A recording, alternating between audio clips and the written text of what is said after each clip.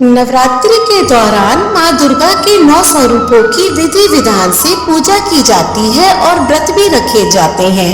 नवरात्रि के 9 दिनों में लोग अपने घर में अखंड ज्योति जलाते हैं, साथ ही माता रानी के 9 स्वरूपों की पूजा भी करते हैं। नवरात्रि के पहले दिन घट स्थापना यानी कलश स्थापना के साथ ही जौ भी बोए जाते हैं। कहा जाता है कि इसके बिना मां अम्बे की पूजा अधूरी रह जाती है। अक्सर लोग हर त्योहार को बड़े रीति रिवाज से तो निभाते हैं, लेकिन अक्सर हमें उसके पीछे का उद्देश्य नहीं पता होता है। नवरात्र में कलश के सामने गेहूं व जौ को मिट्टी के पात्र में बोया जाता है और इसका पूजन भी किया जाता है। हममें से अधिकतर लोगों को पता नहीं होता कि जौ आखिर क्यों बोते हैं। आज की वीडियो में हम आपको यही बताने जा रहे हैं कि नवरात्र में आखिर जौ क्यों बोए जाते हैं और इसके पीछे की धार्मिक मान्यता क्या है। तो आइए शुरू करते हैं। नमस्कार, स्वागत है आपका सनातन ज्ञान और संस्कार चैनल पर। जौ को भगवान ब्रह्मा का प्रतीक माना जाता है। पौराणिक मान्यताओं के अनुसार जब ब्रह्मा जी ने इस सृष्टि की रचना की, तब वनस्पतियों में जो फसल सबसे पहले विकसित हुई थी वो थी जौ। इसीलिए नवरात्र के पहले दिन घट स्थापना के समय जौ की सबसे पहले पूजा की जाती है और उसे कलश में भी स्थापित किया जाता है।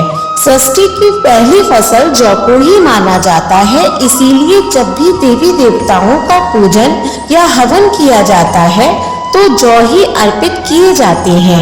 यह भी कहा जाता है कि जौ अन्न यानी ब्रह्मा के समान है और अन्न का हमेशा सम्मान करना चाहिए, इसीलिए पूजा में जौ का इस्तेमाल किया जाता है। कहते हैं कि नवरात्र में बोई गई जौ जितनी बढ़ती है उतनी ही माता रानी की कृपा बरसती है। इससे व्यक्ति के घर में सुख समृद्धि भी बनी रहने के संकेत मिलते हैं। नवरात्रि के दिनों में सिर्फ जौ बोने से ही सब कुछ नहीं होता, बल्कि इसके बढ़ने की गति भी बहुत कुछ बताती है। इन 9 दिनों में जौ कितनी तेजी से बढ़ रही है ये बहुत महत्वपूर्ण है।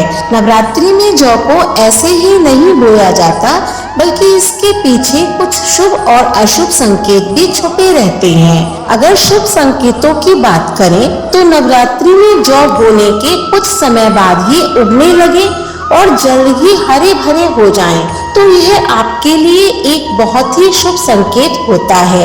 ऐसी मान्यता है कि इससे संकेत मिलता है कि आपके घर के कामों में आ रही हर प्रकार की रुकावट जल्द ही दूर हो जाएगी और घर के सदस्यों का स्वास्थ्य भी अच्छा बना रहेगा। तेजी से जौ बढ़ने का अर्थ है कि घर में सुख समृद्धि आना शुरू हो चुकी है। यदि आपके घर की जौ सफेद और हरे रंग में तेजी से बढ़ रही है तो यह एक शुभ संकेत माना जाता है। इसका अर्थ है कि माता रानी ने आपकी पूजा स्वीकार कर ली है।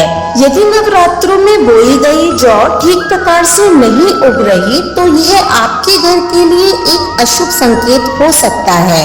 यदि जौ काले रंग की टेढ़ी मेढ़ी होती है तो इसे भी एक अशुभ संकेत माना जाता है। अगर आपके घर में बोई हुई जौ सूखी और पीली होकर झड़ना शुरू हो जाती है तो यह आपको संकेत देती है कि आपका भविष्य खतरे में है।